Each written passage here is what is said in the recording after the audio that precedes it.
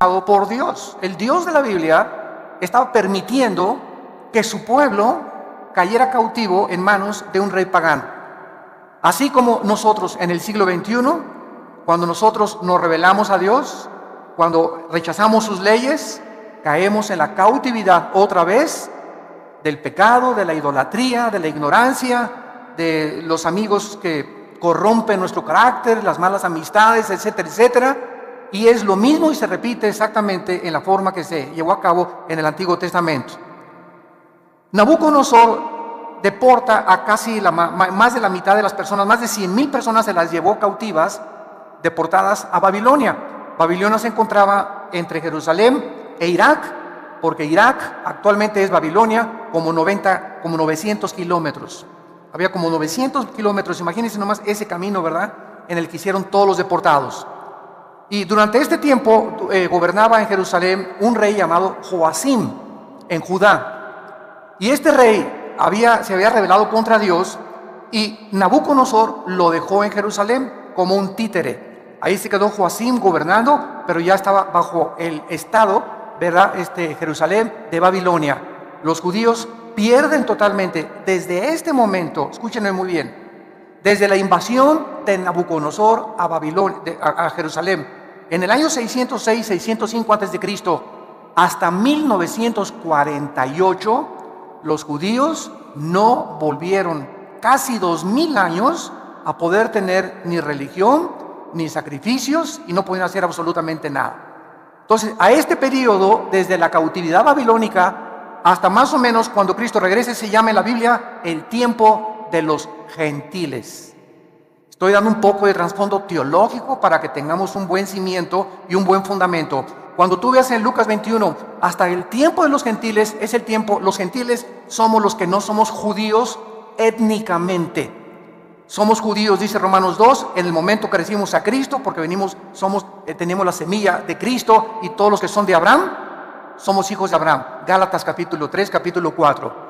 Entonces no somos judíos de nacimiento, somos judíos simplemente porque la palabra judío viene de Judá, que significa alabanza. Somos los que realmente comenzamos a alabar a Dios en espíritu y en verdad.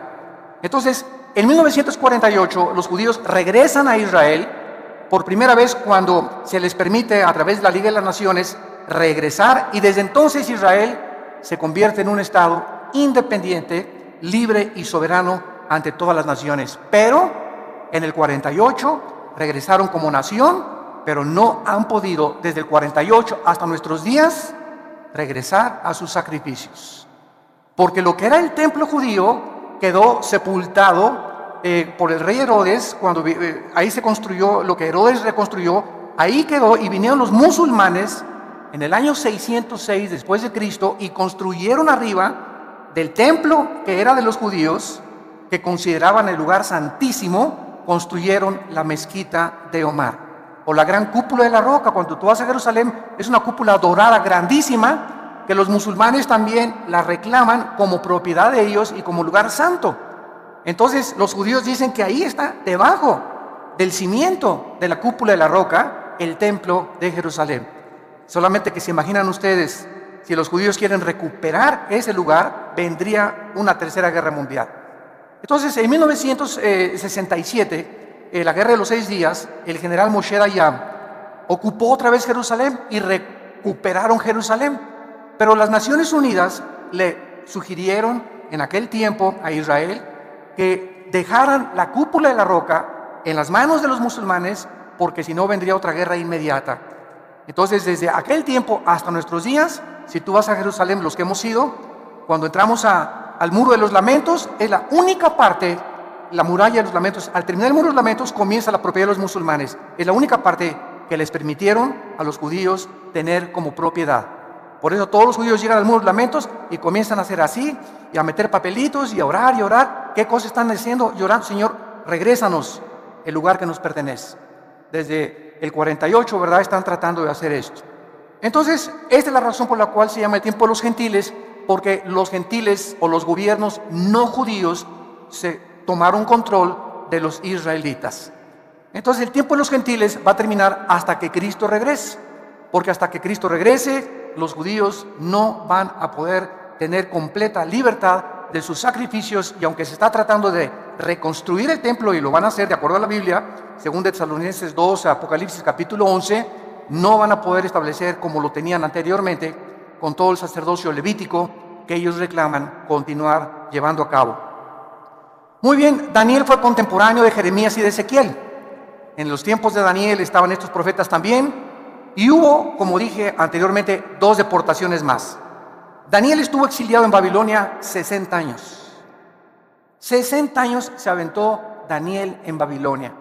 Después vinieron los medos persas, la película de los 300, no sé cuántos de ustedes la vieron, donde los persas, ¿verdad?, quieren invadir Grecia, y entonces se forma un grupo de 300 macedonios entrenados para detener en la batalla de las Termópilas, se llamó. A más de miles y miles los sobrepasaban los persas, hasta que finalmente los persas conquistaron totalmente, ¿verdad? Entonces los persas conquistan a los babilonios, después los griegos conquistan a los persas, y después los romanos conquistan a los griegos. Y desde Roma hasta nuestros días, hace 2000 años, ya no ha habido ningún imperio mundial. Después de la Segunda Guerra Mundial se quiso levantar Estados Unidos porque ganó la guerra, junto con Inglaterra y con Rusia, y perdió la guerra Italia, la perdió Japón y la perdió Alemania, y Estados Unidos se levantó como un poder supremo político, económico y militar hasta 1950. En el 50 se levanta la Unión de las Repúblicas Socialistas Soviéticas, Rusia, para competir contra Estados Unidos en lo que se llamó la Guerra Fría. ¿Por qué es fría? Porque no hubo bombazos. Simplemente estaban los dos, rusos y americanos, compitiendo por el poder político, militar, económico. En 1963-64 Nikita Khrushchev mandó misiles a Cuba para tratar de invadir Estados Unidos.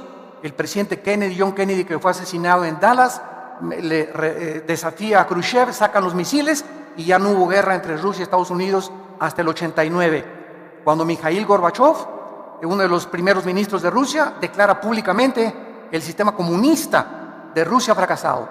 Estamos muriéndonos de hambre, nos aislamos del mundo capitalista y necesitamos tener nexos, porque es un mundo interconectado por el internet. Ahora una nación, lo que le pasa a una nación afecta ya a todas, ¿verdad? Entonces Rusia reconoció, y Rusia bajó las manos, se derribó el muro de Berlín que dividía a Rusia del oeste con la Rusia del este, y Rusia cayó ante los ojos de todo el mundo. Hasta hace poco el presidente Putin está tratando otra vez de levantar al oso caído, al poder ruso, desafiando al mundo como jamás desde la Segunda Guerra Mundial había habido una invasión como la que acaba de hacer con Ucrania y con Kiev. El presidente Putin diciéndole al mundo: Rusia no se va a quedar ya más con las manos cruzadas, voy a reconquistar todo lo que nos han quitado, y todas las repúblicas que se dividieron las quiere volver otra vez a reconquistar. ¿Por qué? Porque Estados Unidos ha comenzado a declinar política y económica y militarmente.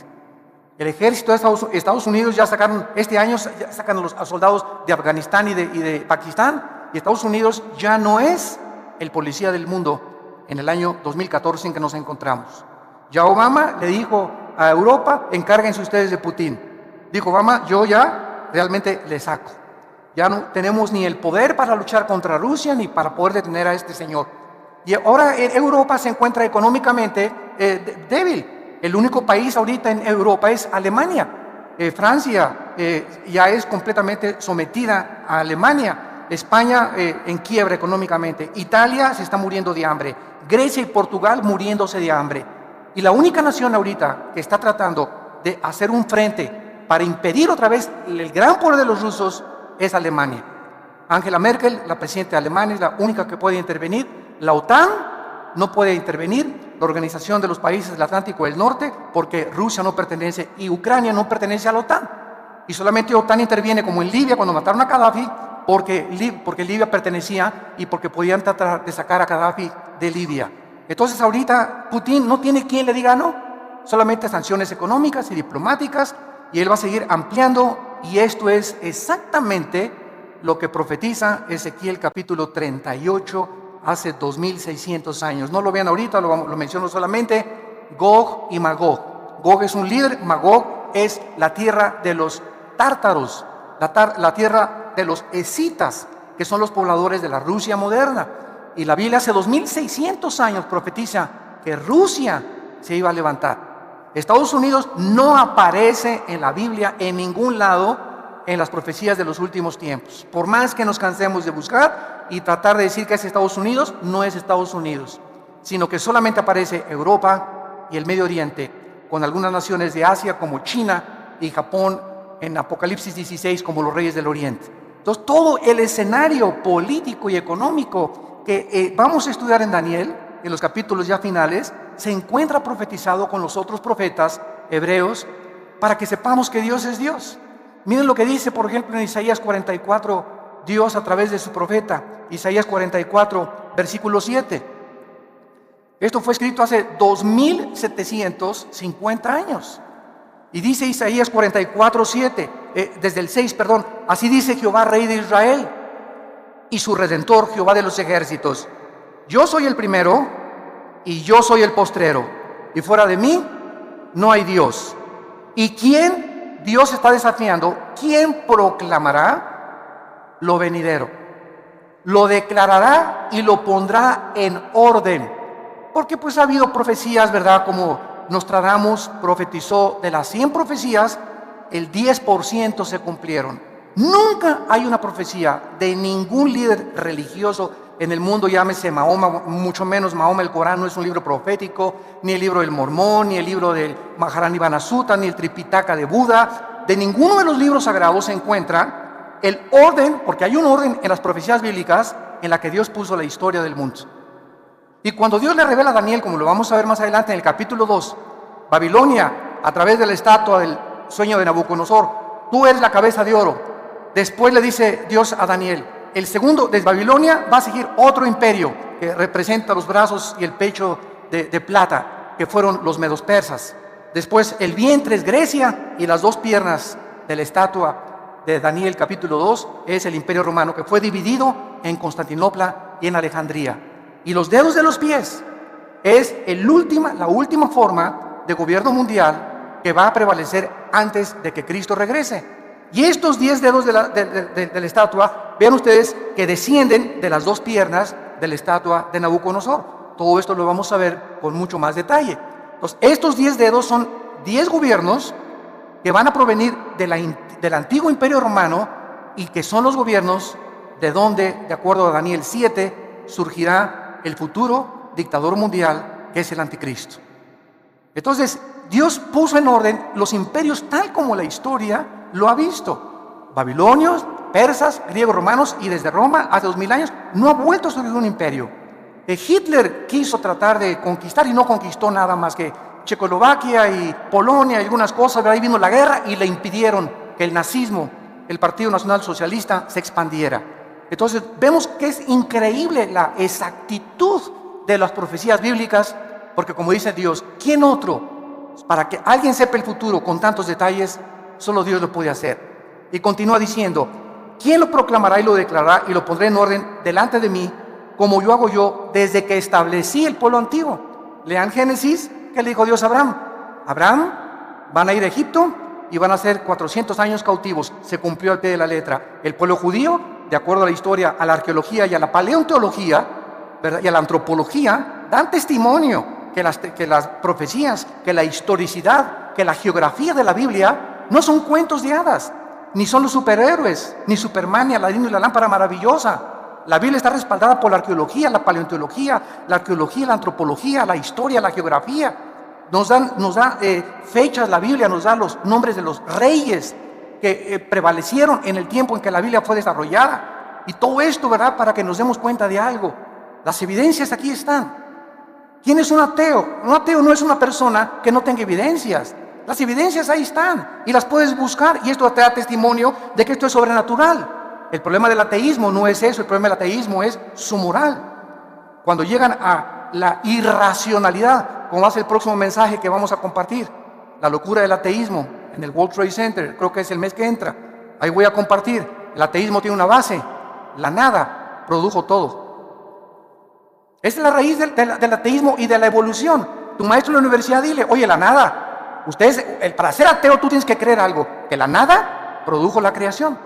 Y cuando la nada ha producido algo, la nada no produce nada. El mismo Carlos Darwin, Carlos Sagan, que eran ateos, estuvieron de acuerdo. Stephen Hawking, que es el más grande físico matemático actualmente en Inglaterra, reconoce, aunque no reconocen a Dios, que todo tuvo un principio. Entonces, si dicen que fue una explosión en el universo, bueno, ¿quién produjo la explosión? ¿Batman? ¿O Robin, su compañero? ¿O el hombre araña? ¿Quién produjo la explosión? Ahora la materia, ok, si fue una explosión de rocas, fueron puras rocas. ¿De dónde salió el pensamiento? Virgen del Socorro. La conciencia. ¿De dónde? ¿Quién formó el código genético hereditario de cada persona? ¿Quién formó a un chango para que trajera una changa? ¿A un jirafo para que tenga una jirafa? ¿A un hipopótamo para que tenga una hipopótama? ¿A un rinoceronte para que tenga una rinoceronta? Cada cosa con su hombre y hembra, hombre y hembra, hombre y hembra. Digo, esto es absurdo completamente, creer que por accidente, a través de millones de años, surgió la creación. El necio dice en su corazón, no hay Dios, dice el Salmo 14. Entonces Dios nos muestra, ¿verdad?, que Él lo ha hecho desde el principio para que el que tenga sed, que venga y que beba del agua.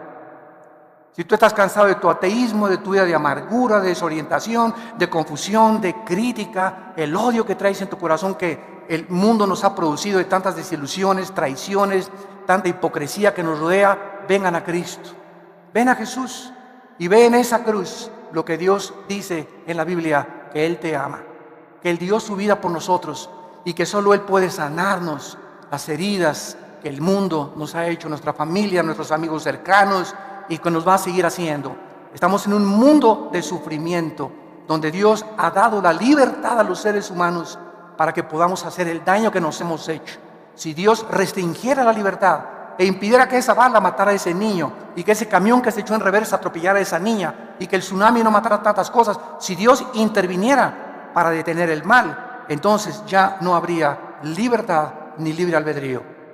Entonces no es Dios, ¿verdad?, el de las tormentas, estas cosas. Somos nosotros lo que nos hemos hecho los unos a los otros. Para darnos cuenta que el diagnóstico que la Biblia tiene acerca de la raza humana es el diagnóstico que la experiencia, la psicología y las terapias de todas las formas que hemos tratado de arreglar esto es la verdad. El ser humano es un ser humano caído, pecador, sin esperanza, sin luz, más que la que Cristo le pueda proporcionar.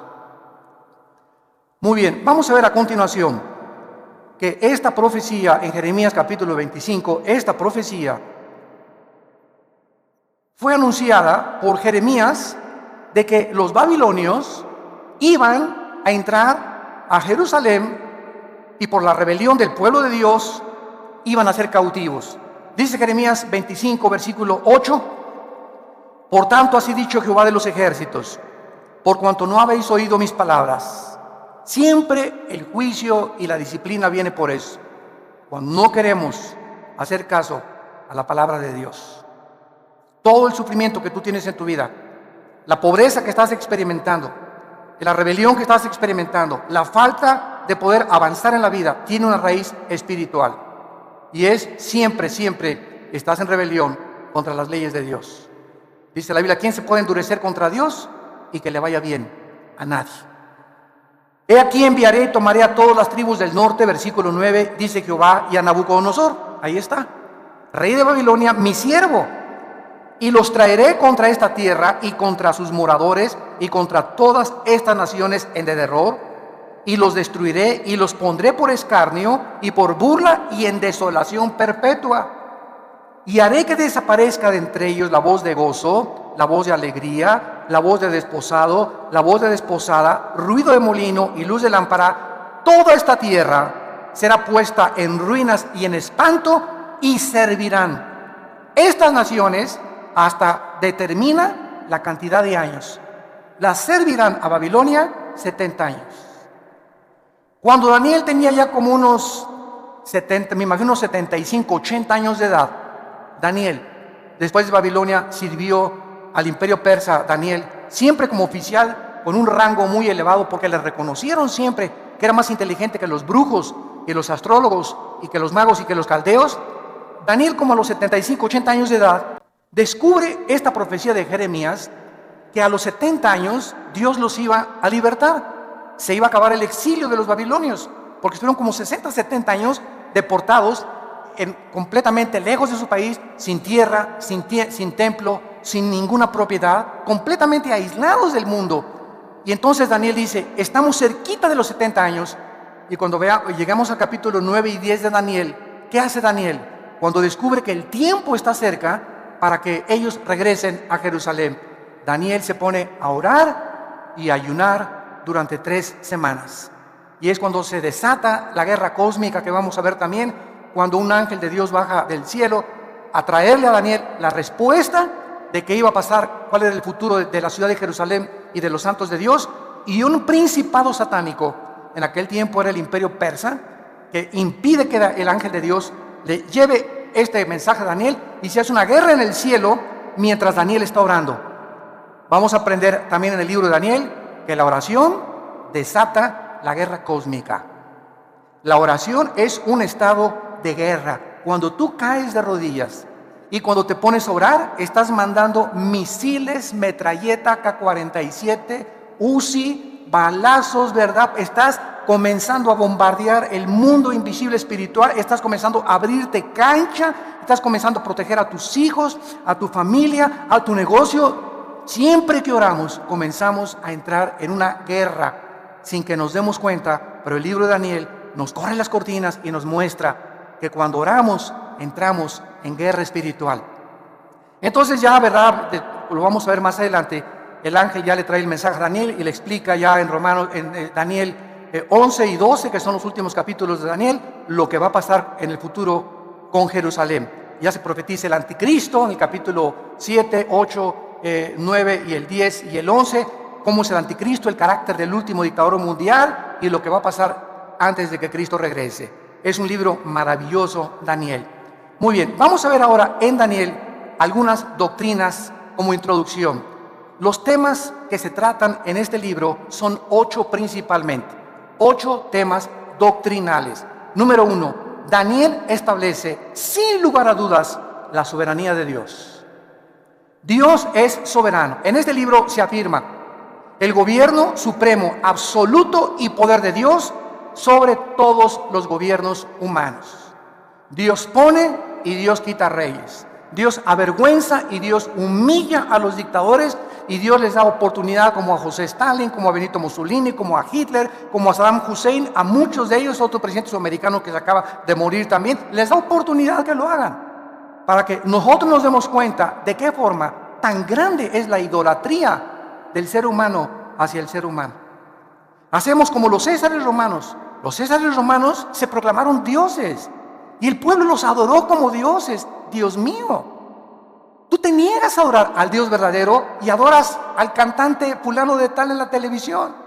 Y las muchachas hasta se desvisten y están dispuestas hasta a perder su virginidad por ese ídolo cantante. Es un Dios para ellas. Y si no tenemos a un Dios cantante, lo tenemos en el deporte, lo tenemos religiosamente, ¿verdad? Y viene el representante de una religión y lo adoran como a un Dios. Y cuando los apóstoles comienzan a ser enviados al mundo, ¿se acuerdan ustedes en el libro de los Hechos? Y la gente se acercaba con Pablo y con Pedro y se hincaban y les querían besar la mano. ¿Qué decían los apóstoles? Párense, nosotros somos hombres igual que ustedes, adoren a Dios.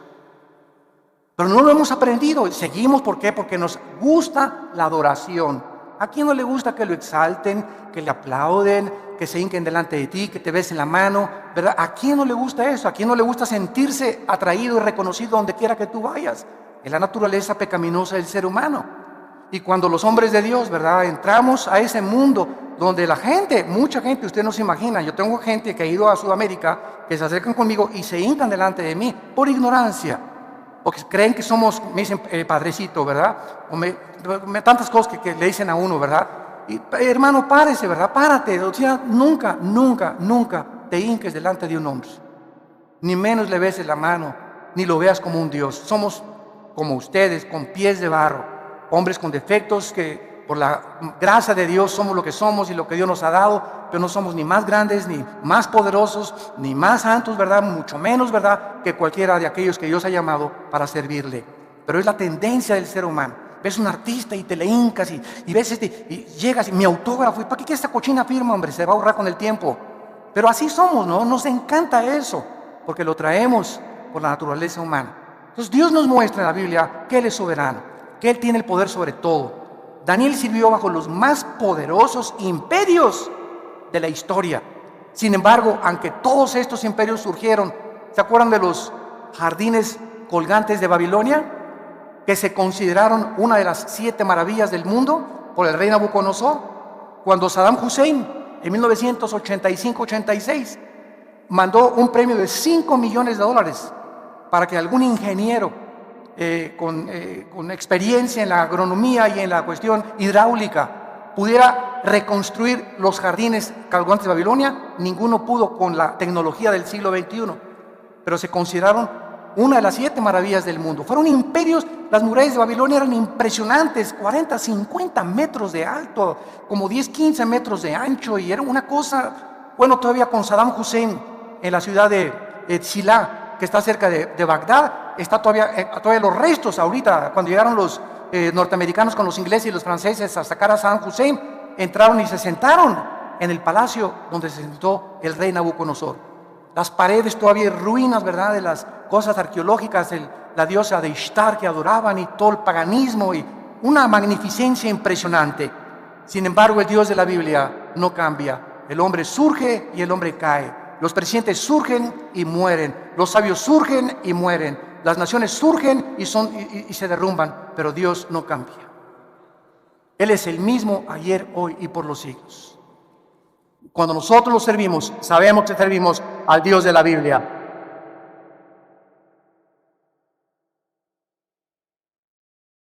Dice en Isaías 40, el profeta, capítulo 40, versículo 15: He aquí que las naciones le son como la gota de agua que cae del cubo, y como menudo polvo en las balanzas le son estimadas.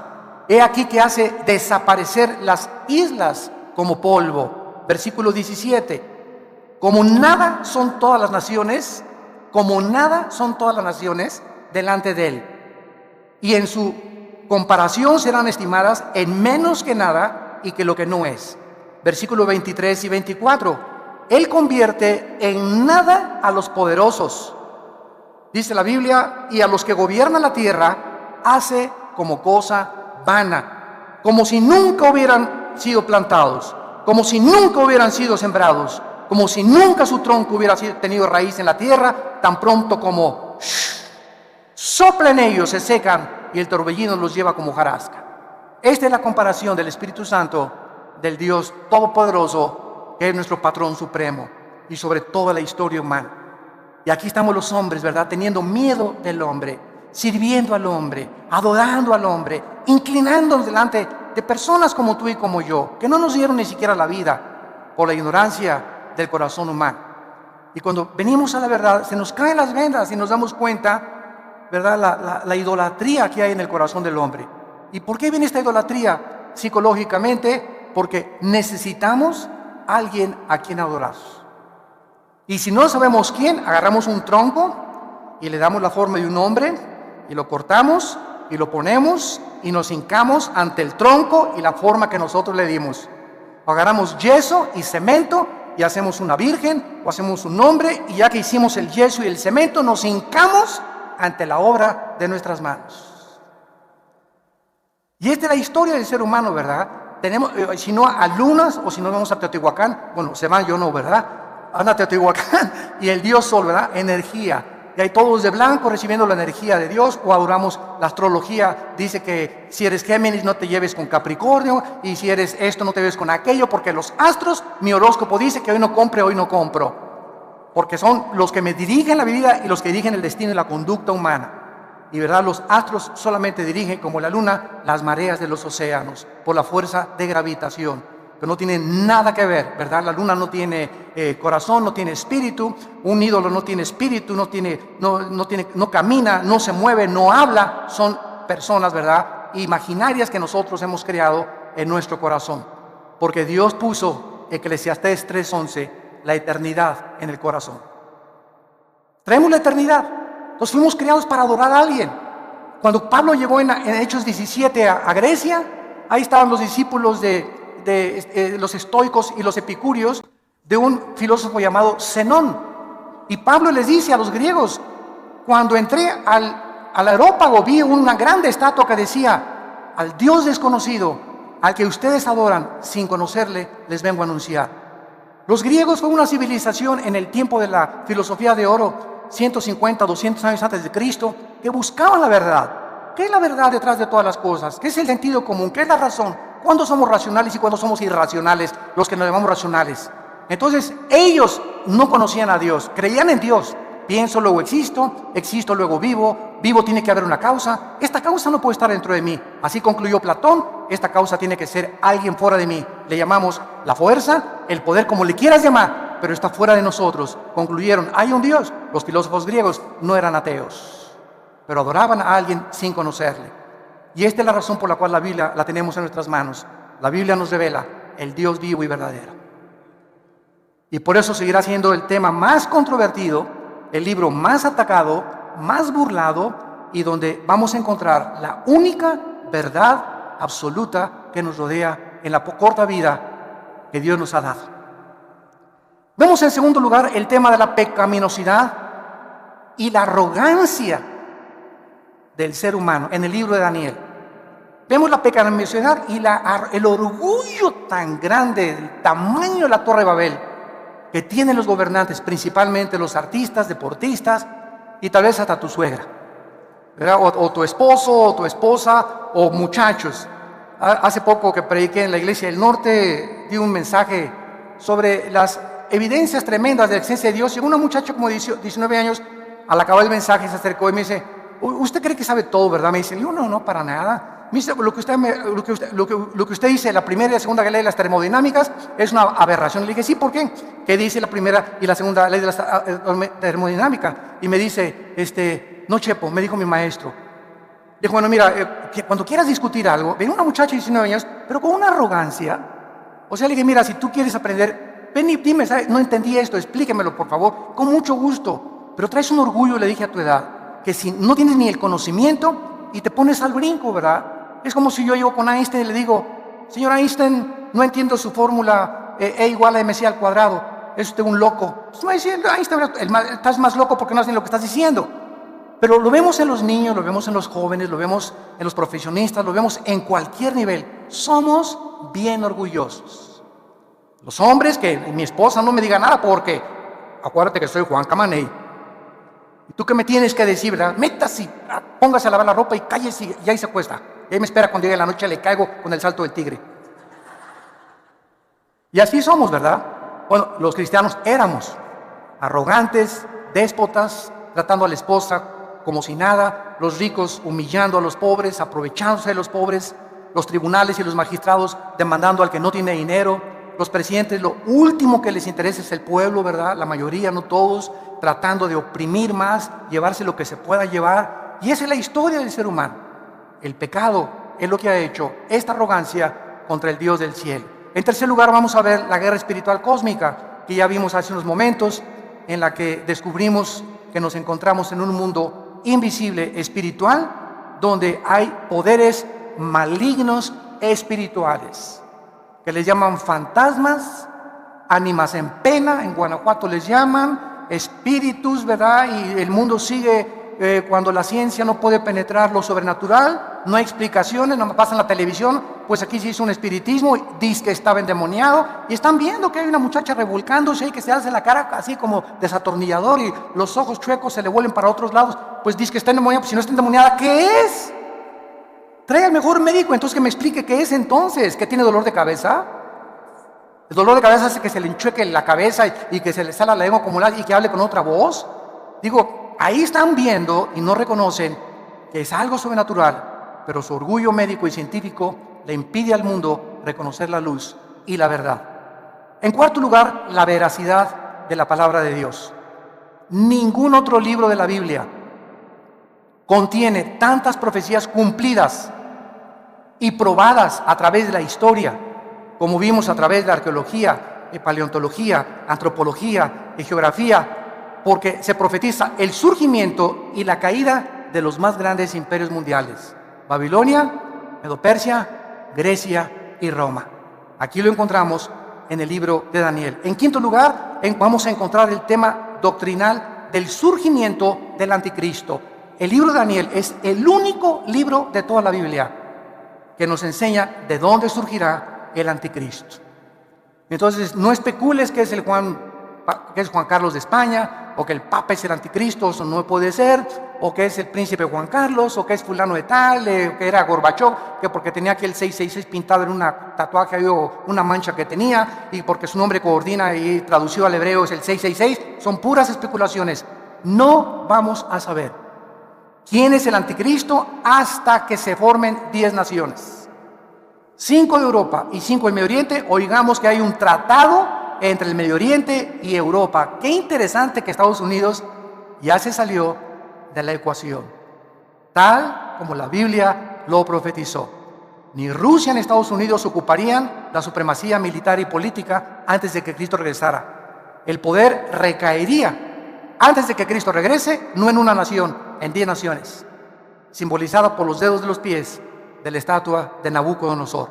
Y de esas 10 naciones, ya que se une el Medio Oriente con Europa para tratar de frenar la invasión que se profetiza en Ezequiel 38 de Rusia contra Israel, entonces ya que se forman estas 10 naciones, que van a surgir 5 de Europa y 5 del Medio Oriente, entonces de entre esas 10 naciones, Daniel 7, va a surgir, le llaman un cuerno pequeño, que es el anticristo.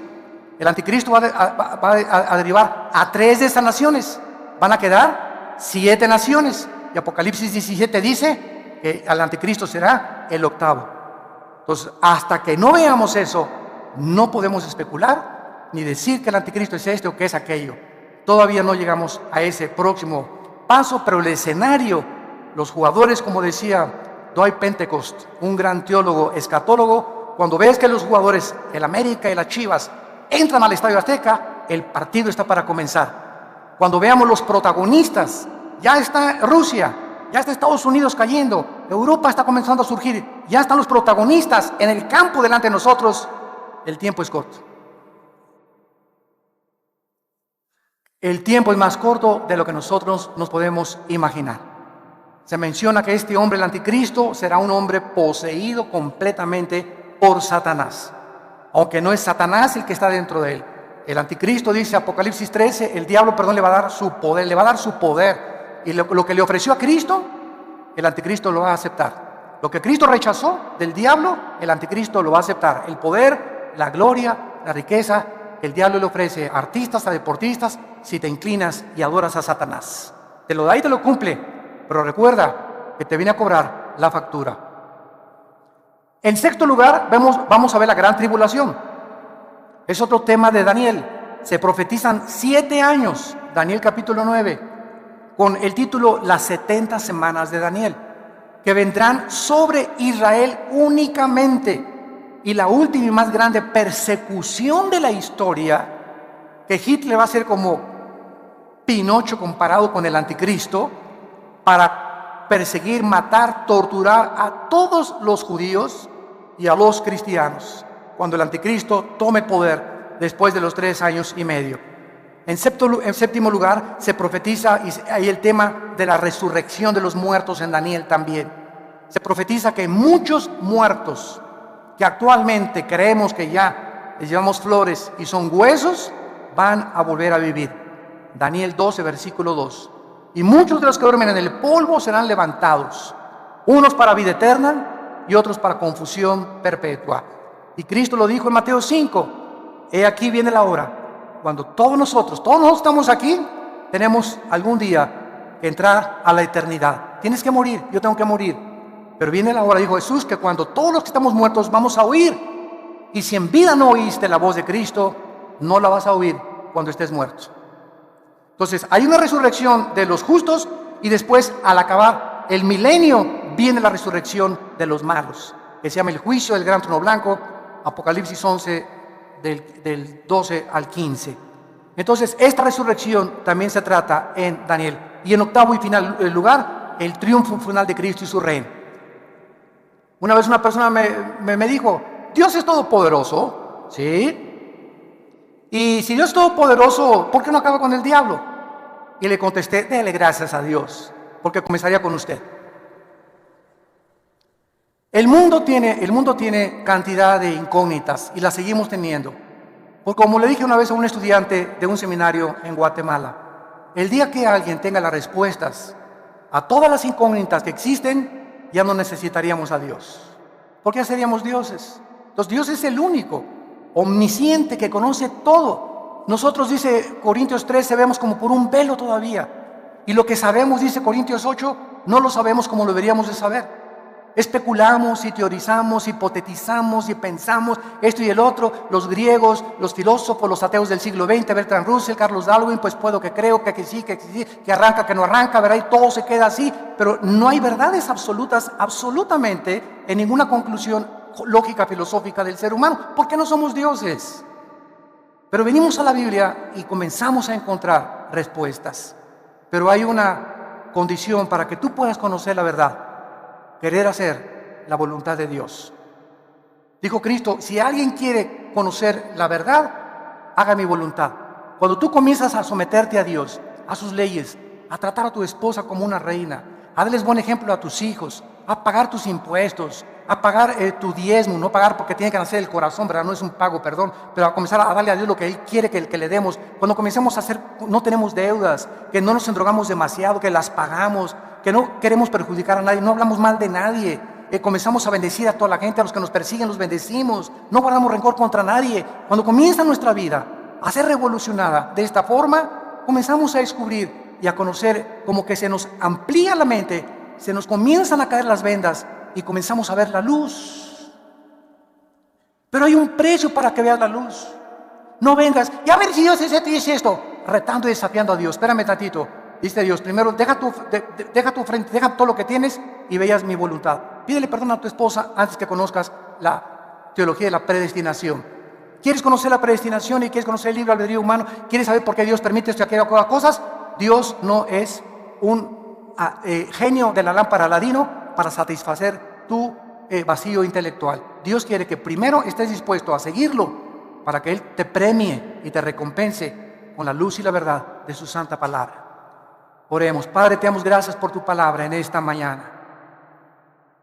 Gracias porque tu Espíritu nos ha comenzado a abrir el entendimiento de tu palabra para que la luz pueda entrar a nuestras vidas y podamos conocer la verdad, el camino, la justicia y la santidad, que sin esta santidad no podemos entender las cosas más profundas del Espíritu de Dios. Te damos gracias porque el Espíritu es el que nos enseña estas cosas. Para eso nos lo diste.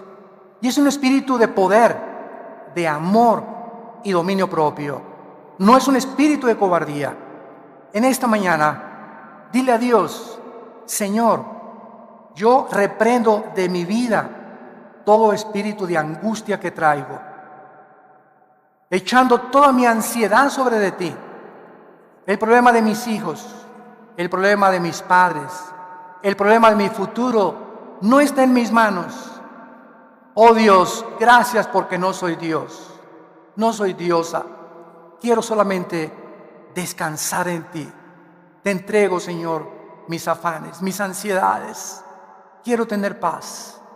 Te pido, Señor, que todo espíritu que hay en mí de temor se vaya, Señor, y yo pueda saber que si te tengo temor a ti, no tengo que tener temor de ni enfermedades, ni del futuro, ni económicos, porque tú eres mi pastor, nada me faltará jamás. Si diste tu vida por mí, ¿cómo no me darás todas las cosas? Si diste tu sangre en una cruz para que yo pudiera entender cuánto eternamente me has amado. Gracias, Señor, por ser mi pastor, en quien puedo llorar, en quien puedo descansar. Guíame por sendas de justicia por amor de tu nombre. Aunque ande en valle de sombras y de muerte, no tendré miedo de nada en la vida, porque tú estás conmigo y nunca me dejarás, nunca me desampararás. Aunque yo crea que me has desamparado, estás conmigo y estarás siempre hasta el final de mi vida.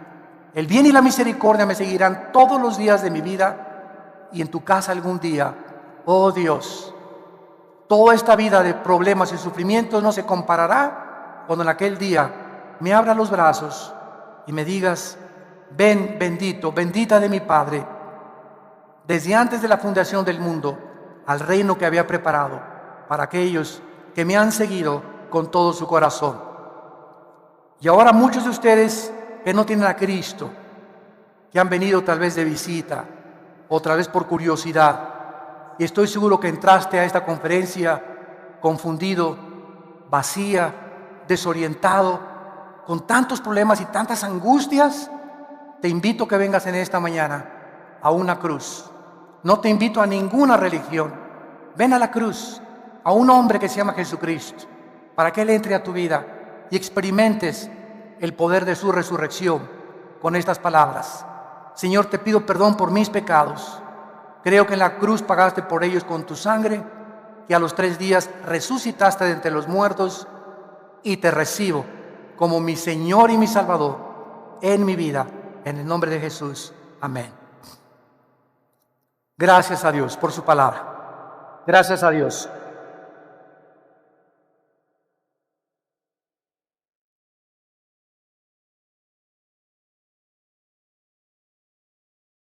Y así como muchos de ustedes, muchos de nosotros que tenemos la carga de compartirles esta palabra, también venimos cargados.